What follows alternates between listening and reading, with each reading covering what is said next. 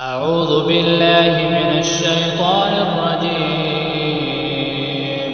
بسم الله الرحمن الرحيم. والنازعات غرقا والناشطات نشطا والسابحات سبحا فالسابقات سبقا فالمدبرات أمرا يوم ترجف الراجفة تتبعها الرادفة قلوب يومئذ واجفة أبصارها خاشعة يقولون أئنا لمردودون في الحافرة أئذا كنا عظاما نخرة قالوا تلك إذا كرة خاسرة فإنما هي زجرة واحدة فإذا هم بالساهرة هل أتاك حديث موسى إذ ناداه ربه بالوادي المقدس طوى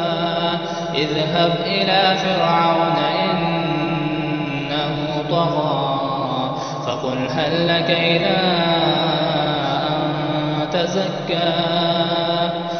وأهديك إلى ربك فتخشى فأراه الآية الكبرى فكذب وعصى ثم أدبر يسعى فحشر فنادى فقال أنا ربكم الأعلى فأخذه الله نكال الآخرة والأولى إن في ذلك لعبرة لمن يخشى أأنتم أشد خلقا أم السماء بناها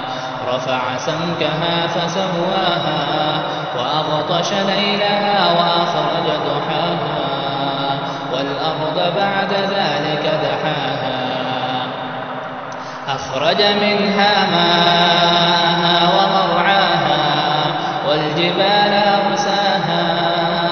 متاعا لكم ولأنعامكم فإذا جاءت الطامة الكبرى يوم يتذكر الإنسان ما سعى وبرزت الجحيم لمن يرى فأما من طغى وآثر الحياة الدنيا فإن الجحيم هي المأوى وأما من خاف مقام ربه ونهى النفس عن الهوى فإن الجنة هي المأوى يسألونك عن الساعة أيان مرساها فيما أنت من ذكراها إلى ربك منتهاها إنما أنت منذر من يخشاها كأنهم يوم يرونها